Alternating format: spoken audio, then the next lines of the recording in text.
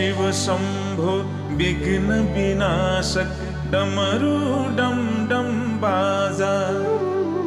हे शिव शंभो विघ्न विनाशक डमरू डम डम बाजा। शिरमा जटा अनि कल कल गंगा, गलामा सर्पको माला। शिरमा जटा अनि कल कल गंगा, गलामा सर्पको माला। हे शिव शंभो विघ्न विनाशक डमरू डम डम बाजा।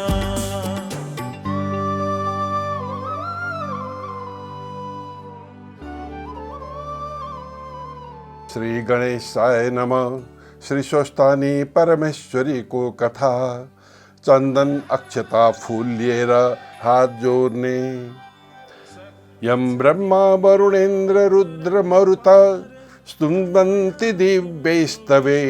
वेदे साङ्गपद क्रमोपनिषदे गायन्ति यं सामगा। ध्यानावस्थित तद्गतेन मनसा पश्यन्ति यं योगिनो। यस्यान्त न विदुषुरासुरगणा देवाय तस्मै नमः। श्रीमन्चन्दन चर्चितो जलवपु शुक्लाम्बरा मल्लिका। मालालंकृत कुंडला प्रविलसन् मुक्तावली शोभिता। सर्वज्ञान निदान पुस्तकधरी रुद्राक्ष मालाधरी। वाग्देवी वदनाम्बुजे वसतु मे त्रैलोक्य माता चिरम्। मूकं करोति वाचालं पंगुलंघयते गिरिं। यत्कृपातमः वन्दे परमानन्दमाधवम्। नमो भगवते तस्मै व्यासाय अमिततेजसे। यस्य प्रसादाद् वक्ष्यामि नारायण कथामिमाम्। नारायणं नमस्कृत्य नर चैव नरोत्तमं। देवी सरस्वती व्यासं ततो जयमुदीरये। पुष्पांजलि पुस्तकमा चढाई ढोगिदिनु। विघ्न विनाशक डमरू डम डम बाजा। हे शिव शंभो विघ्न विनाशक डमरू। श्री स्वस्थानी व्रत कथा। श्री गणेशाय नमः। पंचमोध्याय। कुमारजी आज्ञा गर्नुहुन्छ हे अगस्त मुनि। दक्ष प्रजापतिले 33 कोटी कन्या 33 कोटी देवतालाई कन्यादान दिई सबैलाई ज्वाइँ बनाई आनन्दले रहे। हे अगस्त मुनि, सती देवीलाई श्री महादेवले विवाह गर्नुभएको कुरा कहिसके। अब के सुन्नको इच्छा छ भन, म भन्दछु भनी कुमारले भन्दा अगस्त मुनि बिन्ती गर्छन्। हे कुमार, त्रिपुरासुरले कसरी तपस्या गर्यो, श्री महादेवले त्यसलाई कसरी भस्म गर्नुभयो, त्यो सब मलाई आज्ञा गर्नुहोस्। कुमारजी आज्ञा गर्नुहुन्छ हे मुनिवर। अघि जब भगवान विष्णुले हिरण्याक्षलाई मार्नुभयो तब सम्पूर्ण दैत्य साह्रै दुखी भई पीर मान्न थाले। अनि माया नामको दैत्यले बडो पीर गरी मनमा विचार गर्न लाग्यो। कामदेव नहुँदा जस्तै रति थिइन् त्यस्तै त्यो दैत्यको राजा मय पनि भयो। अनि मनमा केही सुर चढ्यो र अरू 2 दैत्य तारकाक्ष र विद्युत प्रभ नाम गरेका आफ्ना साथीका साथ त्यो मय अघोर तपस्या गर्न लाग्यो। ती दैत्य पुष माघको जाडोमा हिमालयमा गई तपस्या गर्दथे। वैशाख जेठको डन्टलापुर घाममा पञ्चागिन तापी तपस्या गर्दथे। मुसलधारे पानीमा भिजी चौरमा बसी तपस्या गर्दथे। यस्तै तरहले तपस्या गर्दा गर्दा तिनीहरूले दिव्य 10,000 वर्ष बिताए। ती दैत्यका जिउमा केवल हाड छाला मात्र बाँकी रह्यो। फेरि ठुलो सुखदेखि पनि ठगिए। तैपनि तिनीहरू सूर्य समान तेजस्वी देखिन लागेर तिनका तपस्यादेखि ब्रह्माजी प्रत्यक्ष भएर भन्न लाग्नुभयो, हे दैत्य हो, तिमीहरू दैत्यमा श्रेष्ठ छौ। तिमीहरूको तपस्यादेखि म बहुतै खुसी भएँ। अब तिमीहरूको मनमा जे इच्छा छ त्यो वर माग, म दिन्छु। त्यस्तो सुनेर तिनीहरूले ब्रह्माजीलाई साष्टाङ्ग दण्डवत गरी खाली घुँडाले मात्र भूमिमा टेकी हात जोडी बिन्ती गरे, हे ब्रह्माजी, हजुर हामीदेखि प्रसन्न हुनुहुन्छ भने हामीलाई अवध्यत्व अर्थात् कसैले मार्न नसक्ने वरदान दिनुहोस्। हाम्रो बल पराक्रम पनि ठुलो होस्। फेरि विमान समान मैले जुन सुन्दर 3वटा पुर अर्थात् सहर बनाउने छु त्यसमा मानिसहरू जान नसकुन्। कसै गरे पनि हाम्रो मृत्यु नहोस्। हामी ठुला बलवान पराक्रमी हौँ, यस्तो वर दिनुहोस्। यसरी वरदान मागेको सुनि ब्रह्माजी आज्ञा गर्नुहुन्छ, हे दानव श्रेष्ठ, यस्तो अवध्यत्व वर दिन सक्दिनँ। कसै गरे पनि नमर्ने वर छोडी अर्को वर माग, म दिन्छु, त्यसमा फरक नमान। यसरी ब्रह्माजीबाट आज्ञा भएको सुनि मय दैत्य फेरि भन्छन्, हे प्रभु, अघि मैले बिन्ती गरे जति कुरा सब होस्। मृत्युको हकलाई ती मैले बनाएका 3वटै पुर एकै ठाउँमा रहने छैनन्। जब 10,000 वर्ष पुरा होला तब ती 3 पुर आधा निमेषभर मात्र एकै ठाउँमा जोडियुन्। त्यस आधा निमेषभित्रमा एक बाणले ती 3 पुरलाई जसले नाश गर्न सक्ला त्यही वीर हामीलाई मार्नमा समर्थ होस्। यस मयको यस्ता वचन सुनि तथास्तु भनी ब्रह्माजी सत्यलोक जानुभयो। त्यस मय दानवले पनि जगतको नाश गर्नका निमित्त आदि कल्पमा 3 पुर रच्यो। ती 3 पुरमा पहिला पुर चाहिँ फलामको, दोस्रो चाँदीको, तेस्रो सुनको बनायो। 3 पुर टह टह जुन लाग्नाले अति शीतल थिए।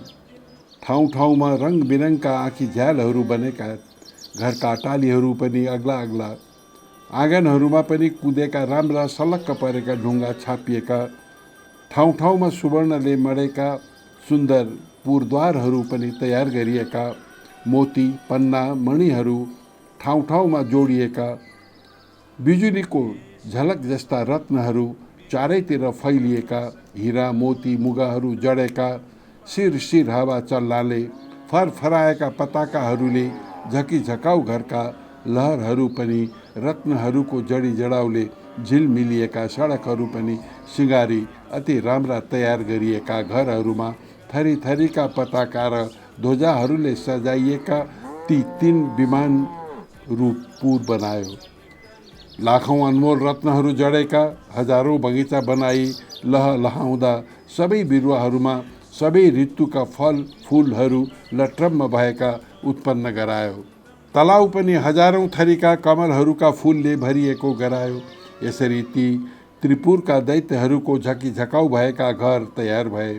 फेरि नाना तरहका मयूर आदि सुन्दर पक्षीगणहरूले शोभित भएका ती पुरुषहरूका नखच्छेद अर्थात् गोल स्तनमा खुर्पे चाँद जस्तो नङको घाउ लागेको, बारुणी अर्थात् मदिराले लाल आँखा भइरहेका, लाजमानी मुसुक्का हाँस्दा फूल वर्षाउने यस्ता सुन्दरी स्त्रीहरूले व्याप्त भएको त्यो त्रिपुर सहर अति मनोहर देखिन लाग्यो। यस्तो 3 पुरमा जो फलामको पुर मयले बनाएको थियो त्यो तारक नामको दैत्यलाई दियो। दैत्यालये तश्चु शुभे तथैव प्रवृत्तकेकं गैर्महर दिवै तपुन्न खा भिन्न पयोधराभि राकर्ण रक्तांत विलोचनाभि सब्रीड मिशच्च पलेक्षणाभि योषिभिरा किर्ण मतिवरेजे लौह पुर लाग्यो। दैत्यहरूले तिनै लोकको आनन्द लुटेर खुब गमकदै सम्पूर्ण देवताहरूलाई जिति लियौँ भनी उनीहरूलाई मार्न लागे। उनीहरूका बगैँचा वृक्ष बिरुवाहरू जरै उखेल्न लगाई आए। फेरि अर्को जो चाँदीको पुर थियो त्यो विद्युत प्रभ नामको दैत्यलाई दियो। जो सुवर्णले बनेको अति उत्तम पुर थियो त्यो राजा मयले आफैलाई राख्यो। अनि त्यो त्रिपुर दैत्यपतिका मन्त्रीहरूले शोभायमान भयो। त्यो दैत्यराज पनि आफ्ना सबै शत्रुहरूका सेनालाई जिती ब्राह्मण वर्ग र वृत्तवर्गले सहित भई स्त्रीहरूका साथ रहँदा नाना तरहका सुख पाउन लाग्यो। दैत्यहरूले तिनै लोकको आनन्द लुटेर खुब गमकदै सम्पूर्ण देवताहरूलाई जिति लियौँ भनी उनीहरूलाई मार्न लागे। उनका बगैँचाका वृक्ष बिरुवाहरू जरै समेत उखेल्न गई लगाई आए। यस्ता तरले देवताहरूलाई दुःख दिँदा दिँदा धेरै काल बित्यो। तब तिनीहरूसँग इन्द्रादि देवताहरू खूब रिसाए। ब्रह्माजी कहाँ गई ती दैत्यहरूको सम्पूर्ण उपद्रवको विस्तार गरे। तब ब्रह्माजीले सबै देवताहरूलाई शान्त गराई आज्ञा गर्नुभयो, हे देवता हो, त्रिपुरासुर दैत्यहरू बडा बलवान छन्। तिमीहरू तिनको नाश गर्न सक्दैनौ। तस्मात् नारायण आदि हामी सबै देवता महादेवका शरणमा जाउँ। उनै महादेव हाम्रा गति छन्। उनै महादेवले हामीहरूका शत्रु दैत्यहरूको नाश गर्नेछन्। यस्तो ब्रह्माजीको आज्ञा सुनि हवस पनि सूर्य, इन्द्र, वायु, अग्नि आदि सबले ब्रह्माजी साथ लिई कैलाश गएर महादेवको दर्शन गरी अनेक तरहसँग स्तुति गर्न लागे। हे त्रिलोकेश, हे पिनाकधारिण, हे चन्द्रमौली, हे अमित पराक्रमी, तपाईँलाई कोटि कोटि नमस्कार छ। चन्द्रमाको प्रकाशले प्रकाशमान भएका उत्तम जटाधारी चन्द्रशेखर, हे त्रिलोकदेव, हे पिनाकपाणी, तपाईँलाई कोटि कोटि नमस्कार छ। अति तिखो धार भएको मन्चरो लिने, त्रिशूल लिने, नन्दीलाई वरदान दिने, जगतलाई शरण दिने, देवताका पनि देवता, यस्ता तपाईँलाई कोटि कोटि नमस्कार छ। सधैँ प्रसन्न भई वरदान दिने, पर्वतका मालिक, हिमालयमा बस्ने, हे कैलाशवासिन, यस्ता तपाईँलाई कोटि कोटि नमस्कार छ। विरक्तहरूले ध्यान गरिएका सबै धर्ममा रहेका दिशाको नै वस्त्र लगाउने, भक्तहरूलाई वर दिने, जगतका सम्पत्तिलाई तुच्छ मान्ने, जगतका धाता विधाता, यस्ता तपाईँलाई कोटि कोटि नमस्कार छ। परभन्दा पनि झन पर परमात्मा परमेश्वर, तपाईँलाई कोटि कोटि नमस्कार छ। चन्द्र, सूर्य, इन्द्र, अग्नि, ब्रह्मादि देवताको पनि पालन र सृष्टि गर्ने, यस्ता तपाईँलाई कोटि कोटि नमस्कार छ। चन्द्र, सूर्य, वायु, अग्नि, जल, आकाश, यिनको रचना गर्ने यस्ता तपाईँलाई कोटि कोटि नमस्कार छ। दक्षको यज्ञ विध्वंस गर्ने, पुषाको दाँत भाँचिदिने, कामदेवलाई भस्म गर्ने, यस्ता तपाईँलाई कोटि कोटि नमस्कार छ। हे पुरुषोत्तम, हे सौम्य व पुष्पन, हे महादेव, सब जगतको सृष्टि स्थिति संहार गर्ने, यस्ता तपाईँलाई कोटि कोटि नमस्कार छ। यज्ञ उत्पन्न गर्ने, सुर असुरहरूलाई पनि उत्पन्न गर्ने, हे नीलकण्ठ, हे शिखण्डी, तपाईँलाई कोटि कोटि नमस्कार छ। सधैँ श्मशानमा बास बस्ने, सधैँ दैत्यको नाश गर्ने, मोह छुटाउने, अज्ञानको ध्वस्त गर्ने, यस्ता तपाईँलाई कोटि कोटि नमस्कार छ। सधैँ मोक्ष रूप वरदान दिने, सधैँ अमृत स्वरूप पर्वत पुत्री पार्वतीका भर्ता, कुमारका पिता, यस्ता तपाईँलाई कोटि कोटि नमस्कार छ। हे विश्वेश्वर, हे चण्डेश्वर, हे योगेश्वर, हे सर्व, हे रुद्र, हे भीम, हे शम्भु, हे ईश्वर, हामीसँग प्रसन्न हुनुहोस्, हजुरलाई कोटि कोटि नमस्कार छ भनी यसरी देवताहरूले स्तुति गरेको सुनि प्रसन्न भई तिनको इच्छा जानी महादेवले आज्ञा गर्नुभयो। हे देवता हो, जो वर माग्छौ माग, मबाट नपाइएला भन्ने केही छैन। म सब कुरा दिन्छु, लोकमा मैले नदिने कुरा केही छैन। त्यस्तो आज्ञा भएपछि सम्पूर्ण देवताहरू बिन्ती गर्छन्, हे प्रभु, ब्रह्माजीको वरदानले उम्लेका मय आदि दैत्यहरूले हाम्रा उर्वशी आदि अप्सराहरू बल जफत लुटे। सब बगैँचाका उत्तम उत्तम बिरुवाहरू पनि लुटी बगैँचा लथालिङ्ग भताभुङ्ग पारे। सब देवतालाई दल भन्दै हामीहरूलाई दुःख दिन्छन्। हे भगवान, ती दैत्यलाई मार्न ब्रह्माको पनि तागत छैन, विष्णुको पनि खुबी छैन। हे करुणामय, अब कसो गर्ने? जसरी देवताहरूको जय हुन्छ त्यो वरदान बक्सुनुहोस् भनी यसरी स्तुति गरेपछि महादेवले प्रसन्न भई देवताहरूलाई भन्नुभयो, हे देवता हो, तपाईँहरूले मेरो 11 अंश धारण गरी रुद्र तेजोमय रूप भई दानवहरूलाई नष्ट गर्नुहोस्। यति महादेवले आज्ञा भएपछि देवताहरू फेरि बिन्ती गर्छन्, हे भगवान, हामी हजुरका तेजको सहस्रांशको 1 अंश अर्थात् 1000 भागको 1 भाग पनि धारण गर्न सक्दैनौँ। माहेश्वर तेज धारण गर्नु त के कुरा, हेर्नलाई पनि हाम्रो सामर्थ्य छैन। हे भगवान, हाम्रो उप प्रसन्न हुनुहोस्, हामीले केही गरे पनि दैत्यलाई जित्न सक्दैनौँ। हे भगवान, आफैले त्रिपुरासुरलाई मार्नुहोस्। तिनलाई ब्रह्माजीबाट वरदान मिलेको छ कि दिव्य 10,000 वर्ष बितेपछि मात्र 3 पुरको आधा निमेषसम्म भेट हुनेछ। त्यति आधा निमेष भित्रमा एक बाणले त्यो पुरको जसले भस्म गर्ला त्यसैबाट तिनीहरूको मरण हुनेछ। यस्तो वरदान पाएका दैत्यहरूको नाश गर्न हाम्रो सामर्थ्य छैन। हे प्रभु, हाम्रा उप प्रसन्न हुनुहोस्, त्यस त्रिपुरासुरको नाश गर्नुहोस्। यसरी स्तुति गर्ने खिन्न चित्त भएका देवताहरूलाई आश्वासन गरी सम्झाइ बुझाइ महादेवबाट आज्ञा भयो। हे देवता हौ, यदि त्रिपुर त्यस्तो दुर्वेश्य छ भने तपाईहरूको निमित्त म आफै एक बाणले ती तिनै पुर भस्म गरिदिनेछु। त्यो त्रिपुरासुरको नाश रथमा बसेर गर्नुपर्नेछ। त्यस बखत दैत्यले रक्षा गरिएको त्यो त्रिपुरसित लड्दा मेरो बल थामी नसक्नुहुनेछ। त्यसैले हिमालय पर्वत जस्तै बलियो रथ तयार गराउनुहोस्। त्यो कुरा सुनेर खुसी भई देवताहरूले हवस् भनी महादेवलाई नमस्कार गरे। हे मुनि श्रेष्ठ, महादेवका निमित्त विश्वकर्माले सम्पूर्ण देवतालाई युक्त भएको सुवर्णमय रथ तयार गरे। त्यस रथको दायाँ चक्र अर्थात् पाङ्ग्रो सूर्य भए, बायाँतर्फको चक्र चन्द्रमा भए, दायाँ चक्रमा 12 सूर्यभूषण गहना बनाए, बायाँ चक्रमा 16 कला 27 नक्षत्र भूषण गराइए। 6 ऋतु पनि रथको दायाँ बायाँतिर राखिए। त्यो रथको गजुर आकाश बनाइयो। पाङ्ग्रो अड्काउने दन्त मन्द र चल पर्वत बनाइयो। अस्ताचल र उदयचल यी 2 पर्वत पाङ्ग्राका चुकुल बनाइए। उत्तर र दक्षिण अयन समस्त रथको वेग भए। 4 समुद्र रथका 4 कुण्डलीका भए। गङ्गादि सबै तीर्थहरू रङ बिरङका गहना कपडाले ठाटिएर स्त्री रूप भई हातमा चमर लिई त्यस रथमा रहे। लगाम पक्री रथ थाक्ने सारथी ब्रह्मा भए। ब्रह्मस्वरूप ओमकारको कोर्रा बनाए। विन्ध्य पर्वतको छाता बनाएर चित्र कुटाचल उसको पार्श्वदण्ड बनाइयो। सुमेरु पर्वतको धनु बनाए। शेषनाग धनुषको ताँबो भए। सरस्वतीको देवी घण्टा भइन्। साक्षात् नारायण भगवान विष्णु अग्निबाणको टुप्पो भए। 4 वेद रथका 4 घोडा भए। तारागणहरू घोडाका गहना भए।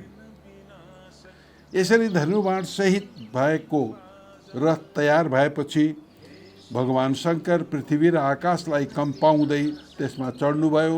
उहाँपछि शिवका नन्दी, शङ्ख कुकुर्ण, चण्डेश्वर, गणेश्वर, योगाक्षी तथा त्रिशूल पट्टिस हातमा लिएका नाना तरहका शस्त्र चलाउन जानेका सबै पार्षदले थरीथरीका शङ्खभेरी मृगन्ध बजाउँदै महादेवका उप चित्र विचित्र पुष्पहरूको वर्षा गर्न लागे।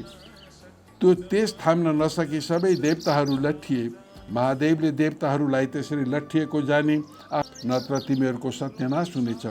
त्यस्तो नारदले भनेको सुनेर मैले आफ्ना साथी तारकाक्ष र भिन्दुनमाली आदि सबै दैत्यहरूलाई त्यो कुरा सुनायो।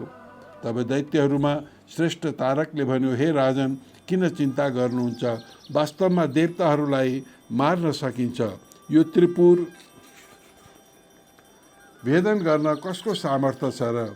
देवता, यक्ष, किन्नर, गन्धर्व सबै मिली आए पनि यो त्रिपुर अभेद्य अर्थात् भेदन गर्न नसकिनेछ। फेरि साम, दान, दण्ड, भेद आदि नीति छन्। जित्न भनेर आइलाग्ने बलियो शत्रुलाई पराक्रमले जाइ लागि दण्ड दिनुपर्छ। यसरी राजा तारकले भनेको सुनि बिन्दुनमाली भन्छन्, हे राजन, बलहीन देवताहरू हामीसित केही गरे पनि भिड्न सक्दैनन्। तैपनि तिनीहरूको मूर्खाइले हामीसित लड्न आए भने मारिनेछन्। हे राजन, चिन्ता के को छ? लडौँ, सबै देवतालाई जिती तिनै लोकको इन्द्रपद भोग गर्नुहोस्। अनि हिरण्याक्ष, हिरण्यकशिपु जस्तो भई 14 भुवनको सम्पत्तिको भोग गरी तिनीहरूको काँधमा पुग्नुहोस्। यसरी बिन्दुनमालीले भनेको सुनेर माया भन्दछन्, हे दैत्यवीर हो, अब हाम्रो नाशको बखत भयो भनी बारम्बार शिर कपाउँदै फेरि पनि भन्दछ, यदि शत्रु जोडतोडको छ भने मात्र लड्नुपर्छ। आफूभन्दा बलियो छ या निर्दो छ भने त्यससँग सामदान गर्नुपर्छ। जो सबै जगतका मालिक प्रभु ईश्वर छन्, उनै महादेव देवता हामीहरूका पनि स्रष्टा हुन्। उनै आज हामीलाई मार्न स्वयं आउँछन् भने अब केही उपाय हुँदैन। खाली उनी महादेवका शरणमा परौँ र प्रणाम गरौँ, मेरो यही विचार छ। यदि अब हामीले ठुला बनेर महादेवसँग भिडेर युद्ध गऱ्यौँ भने अवश्य उनले हेर्न साथ हामी भस्म हुनेछौँ। ब्रह्मादि देवता पनि साना भई जसका शरण पर्दछन्, आज उनै भगवान महादेव हामीलाई संहार गर्न आउनुभयो भने अब हाम्रो केही लाग्दैन। जो छिनमै सबै जगतको सृष्टि, स्थिति र संहार गर्न समर्थ छन्, जो मुक्तिका दाता हुन्, उस्तामा श्री महादेवसँग हामीहरू कसरी भिड्न सकौँला? हाम्रो विधिहीन तपस्याले के हुन्छ र? त्यसमा पनि तिमीहरूले कति समयसम्म भोग गर्यौ? यसकारण म भन्दछु, हे भाइयो, तिमीहरूलाई कालले कुतकुत्याएको छ र युद्ध गर्न भनी तम्सिएका छौ।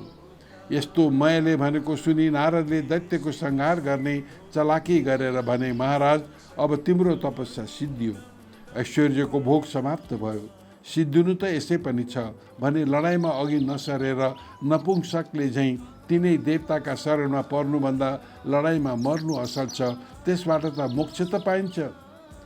यदि महादेवको हातबाट मर्यौ भने उनका प्रथम गणको अधिपति हौला। शरणमा पर्यौ भने पनि देवताको हितमा निमित्त महादेवले तिमीहरूलाई नमारी छोड्ने छैनन्। फेरि यस्ता दैत्यको राजा भएर पनि कातरता गर्दछौ। कातरतादेखि शिवजी प्रसन्न हुनुहुन्न, सुरदेखि मात्र प्रसन्न हुनुहुन्छ। किन नलड्नु? लड, केही गरी जित्यौ भने तिनै लोकको राज्य पनि भोग गरौँला। यसरी नारद ऋषिले भनेको सुनि कालले कुतकुत्याएका तारकाक्ष र बिन्दुनमाली दैत्यहरू भन्न लागे, ठिक हो महाराज, नारदजीबाट जो आज्ञा भयो त्यो एकदम ठिक हो। मैले पनि तिनको वचन सुनेर अब यिनीहरूको नाश हुने बखत भएछ भन्ने जानी नारदजीबाट आज्ञा भएको साह्रै असल हो भन्यो। मायाका यस्ता वचन सुनि नारद पनि धेरै खुसी भए। मायाले ढाकेर सबै दैत्यलाई लडाइँ गर्नेमा तत्पर गराई नारद महादेव कहाँ गए। ती दैत्यहरू पनि युद्धको निश्चय गरेर कहिले लड्न पाउला भनी थरीथरीका अस्त्र भिरेर तयार भए। तारकाक्ष, बल, बाणासुर, बिन्दुनमाली आदि सबै दैत्यराजहरू युद्ध गर्ने निश्चय गरी राजाका अगाडि आई नाना तरहका बाजा बजाई सिंहनाद गर्न थाले। दैत्यका सेनाहरू पनि दैत्यले नै हेर्दा पनि डर लाग्दा देखिए। ऊ रथ आयो, लौ हेर, ऊ रथको ध्वजा देखियो। यसरी आफू आफूमा भन्न लागे। डरभर केही नमानी लाल लाल मुख गरी नाना तरहका अस्त्र लिई लडाइँको निश्चय गरी जस्तै पुतलीको बत्तीमा गई होमिन खोज्दछ, त्यस्तै ती काल प्रेरित त्रिपुरावासी दैत्यहरू शिवजीको रथ कहिले आइपुग्छ भनी हेर्न लागे।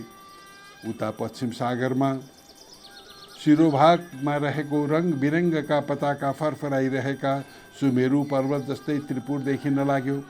नन्दीश्वर आदि गणहरूले सिंहनाद गर्न थाले।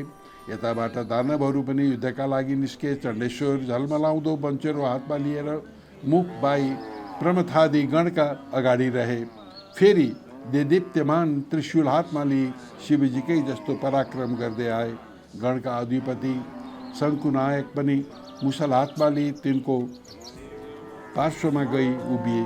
नन्दी, भिरङ्गी, वीरभद्र आदि सबै गण वज्र, त्रिशूल, गदा परि लिई युद्धका निम्ति अघि सरे।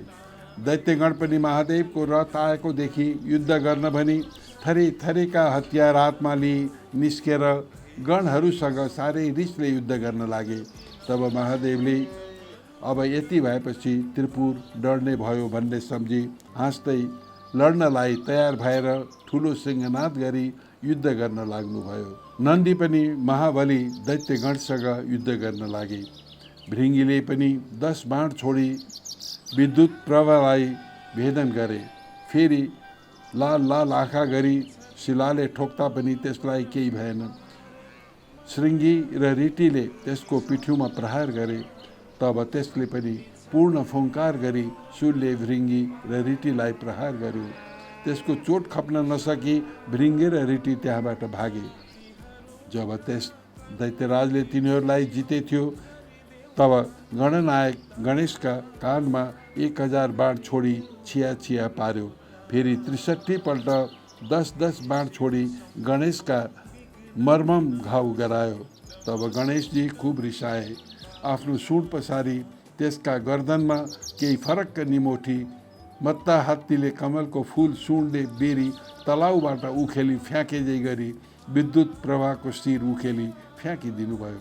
शरीरबाट छुट्टिएको त्यो शिर तलाउबाट छुट्टिए हात्तीका दाँतमा अड्किएको कमलको फुल झैँ देखिन्थ्यो।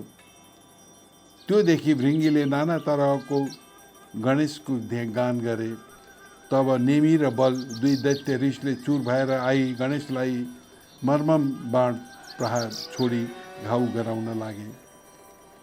शङ्खपूर्णले तिनलाई बिचैमा रोकी तिनका ध्वजा, रथ, सारथी, घोडा सब काटी तिनलाई विरथी गराए। तब ती दुईवटा दैत्य पनि झट्ट अर्को रथमा चढी आई ती चण्डेश्वर गणनायकका मर्ममा हजारौं बाण हानी घाउ गराउन लागे।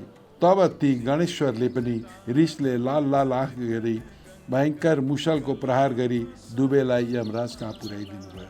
अनि पछि त्रिपुरवासी जो ठुला ठुला दैत्यहरू थिए ती सब रिसाउँदै बराबर लुडाका लुडा निस्केर नाना तरहका बाण, वज्र, त्रिशूल, वञ्चरो लिएर महादेवका गणमाथि झम्टी घनघोर युद्ध गर्न लागे। शिवगण पनि शिवको आज्ञा पाएर जस्तै उन्मत्त सिंहले मृगलाई भट्काउँछ त्यस्तै गरी दैत्यका सैन्यलाई भट्काई बारम्बार छिन्न भिन्न गरी मार्न लागे। दैत्यहरूमा कसैका शिर छैनन्, कसैका गिड छैनन्, त्यसैले रितले नाश हुन लागे।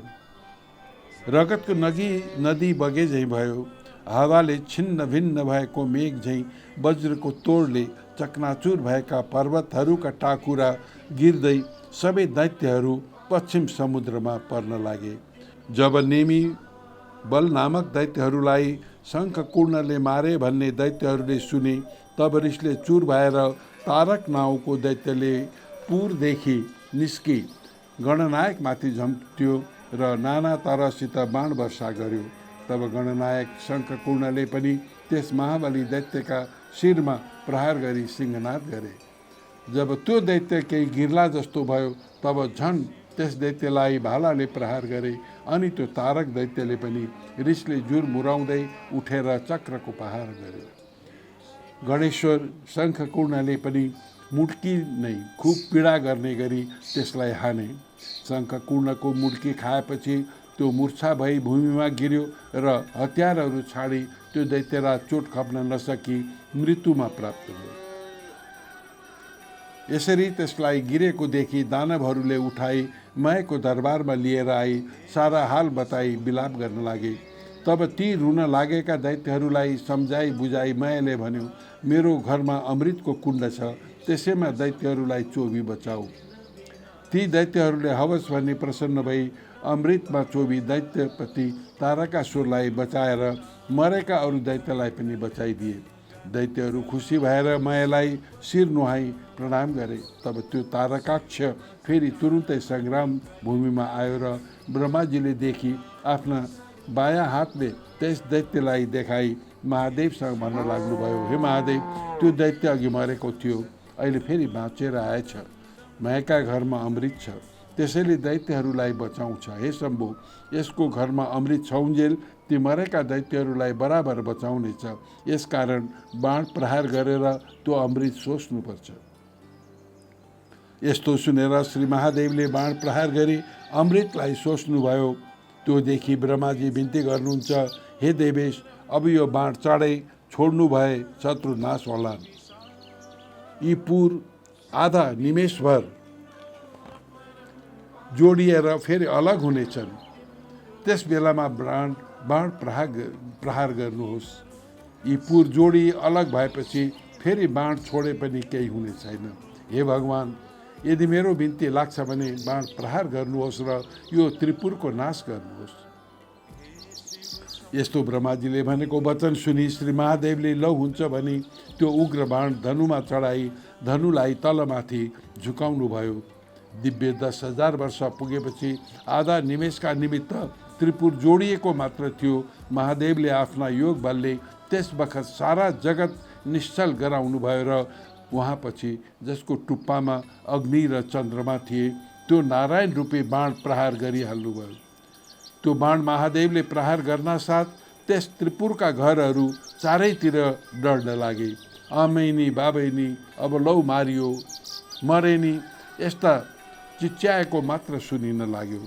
तब महादेवले नन्दीलाई डाकी अराउनु भयो। नन्दी स भक्तो मम विश्वकर्मा दहते पुरम तस्य यथा न वहिनी तथा नलं साम नन्दी देव शीघ्रम समागच्छ निवारयश्च। हे नन्दी, तिमी चाँडो गई अग्निलाई भन, त्यो मेरो भक्त हो, यसलाई तिमीले नडराउनु। महादेवको यस्तो आज्ञा सुनि आफ्ना तपोबलको बाहुतुल्य भई बाणभन्दा पनि चाँडो गई नन्दी मयको घरमा पुगी। उहाँ गई देखे मय दैत्य शिवलिङ्ग अगाडि राखी शिवको ध्यान गरी बसिरहेको छ। तब नन्दीले बोलाएर तिमीलाई अग्निले जलाउने छैनन् भने र मयले ती गणराजलाई नमस्कार गर्यो। उसै बेला अग्नि पनि त्यहाँ आइपुगेर उनलाई नन्दीले महादेवको आज्ञा सुनाए। तब अग्निले मयलाई भने, तिमी अब यहाँबाट चाँडै निस्क। मय पनि हवस् भनी सुवर्णमय शिवलिङ्ग लिई उत्तिखेरै पातालमा गयो। नन्दीले पनि फर्की सबै विस्तार महादेवसँग बिन्ती गरेर उहाँपछि त्रिपुर भस्म हुन लाग्यो। त्यसका वेदी र घर सबै भस्म भए। खाली दैत्यहरू रोए कराएको शब्द सुनिन लाग्यो। वस्त्र खुस्केका स्त्रीहरूले पनि निस्कँदै रोएका शब्द सुनिन लाग्यो। झ्याल विमान अटालीहरूमा झुलेका यौवन बत्ती, मदले लाल आँखा भएका आफ्ना पतिहरूका प्यारी भएका स्त्रीहरू अग्निबाणले भयभीत भई घर घरमा जथाभावी दगुर्न लागेको देखिन थाले। जस्तै पर्वतमा रहेका किन्नरहरू व्याकुल हुन्छन्, त्यस्तै कोही आफ्ना पतिलाई आकुल भई अङ्कमाल गर्न लागे, कोही भाग्न लागे। बाँकी रहेका दैत्यहरू पनि आफ्ना स्त्रीहरूलाई बोकी त्रिपुरदेखि भाग्न लागे। शिवभक्ति नभएर त्यसरी दुःख पाएका, गहना वस्त्र केही पनि नभएका देख्नमा पर्वत जत्रा दैत्यहरू सागरमा खस्न लागेको देखिन थाले। जो स्त्रीगण आकुल भई समुद्रमा खसेथे, जो दानव गिरेथे, तिनीहरूलाई नाना तरहका जल जन्तुले लुच्न लागे। आफ्ना पतिलाई जलमा देखि आकुल भई विलाप गर्दै अग्निमा प्रवेश गरी डढी मरेका पनि देखिन थाले। रत्यावसाने पतिखेदितानां प्रीत्यैरिवासा मभिगन्तुकामा सर्वे ततो दैत्यवृषा समार्या प्रदम्यमानं स्त्रीपुरे भवेयु। रतिका अन्त्यमा खेदित भएका, फेरि कामले गरी प्रियाका साथमा जाउँ भन्ने इच्छा गर्ने दैत्यहरू भार्यासँगै डढी भस्म भए। कोही समुद्रमा डुबी जलजन्तुका आहार भए, कोही त्यसै पिल्सी प्राणहीन भए। यसरी विष्णु, अग्नि र सोममय बाणले त्रिपुरको भस्म गराइदिए र त्यो सबै त्रिपुरलाई सागरमा डुबाई फेरि त्यो बाण शिवजीको हातमा आइपुग्यो। यसरी त्रिपुर डढेपछि ब्रह्मादि सब देवता आफ्ना आफ्ना अधिकारमा रहेर शिवजीलाई प्रणाम गरी स्तुति गर्न थाले। हे भगवान, यो जो रौद्र कर्म आज हजुरले गर्नुभयो त्यो अरू कसैले गर्न सक्दैन। आज हजुरले दैत्य मारी त्रिपुर भस्म गर्नुभयो। हे महादेव, हाम्रो आपत्ति हर्नुभयो। सबैतिर सधैँ स्थिर भएर रहने यस्ता हजुरलाई नमस्कार छ। यो सुनेर महादेवबाट आज्ञा भयो, हे देवता हो, मैले तिमीहरूलाई सधैँ पुत्रवत पालन गर्नुपर्छ। आज शत्रु मर्नाले तिमीहरूको अभिलाषा पुरा भयो। अब तिमीहरू खुसी भई आफ्ना आश्रममा जाऊ। यस्तो महादेवको आज्ञा पाएपछि शिवजीलाई प्रणाम गरी सबै देवताहरू आफ्ना आश्रममा गए। देवता गएपछि साध्यहरूबाट पुजिँदै नन्दी, भिरङ्गी, भूत, प्रेत, प्रथमगणले सहित महादेव पनि कैलाशमा पाल्नुभयो। हे मुनि, कसैले वर्णन गर्न नसकिने त्रिपुरादाह मैले वर्णन गरेँ। जो शिवभक्त मनुष्य प्रसन्न भई पवित्रताका साथ यसको पाठ गर्ला, त्यो पापदेखि रहित भई अन्त्यमा देवता भई स्वर्गलोकमा रहला। इति श्री स्कंद पुराणे केदारखण्डे माघ महात्म्ये कुमारे अगस्त संवादे श्री स्वस्तानी परमेश्वरिया व्रत कथा त्रिपुर दहन वर्णन नाम पंचमोध्याय। जल थल नभमा तिमी नै तिमी छौ, जगका रक्षक स्वामी। जल थल नभमा तिमी नै तिमी छौ जगका रक्षक स्वामी श्वास सबैले पुष्पाञ्जली लिई हात जोड्ने तिम्रो सेवक हामी तिम्रो सेवक हामी हे शिव शम्भो विघ्न विनाशक उपनयतु मङ्गलं व सकल जगन्मङ्गलालय श्रीमान् दिनकर किरण निबोधित नभ नदीन दल निवेक्षण कृष्ण काले वर्षन्तु पर्जन्य पृथिवी शस्यशालिनी देशोऽयं शोभरहितो ब्राह्मण सन्तु निर्भया अपुत्रा पुत्रिणः सन्तु पुत्रिणा सन्तु पौत्रिणा निर्धना सधना सन्तु जीवन्तु शरदां शतम् तत्रैव गंगा यमुना च तत्र गोदावरी सिन्धु सरस्वती च तीर्थानि सर्वाणि वसन्ति तत्र यत्राच्युतोदार कथा प्रसंग या कुन्देन्दु तुषारहार धवला या शुभ्रवस्त्रवृता या वीणाभरदण्डमण्डितकरा या श्वेतपद्मासना या ब्रह्माच्युत शङ्कर प्रभृति वीरदैवै सदा वन्दिता सा मा पातु सरस्वती भगवती निःशेषजाड्यापहा कायेन वाचा मनसेन्द्रियैर्वा बुद्ध्यात्मना वा प्रकृतिस्वभावात् करोमि यद्यत् सकलं परस्मै नारायणति समर्पयेत्। श्री शोस्तानी परमेश्वरी कथा।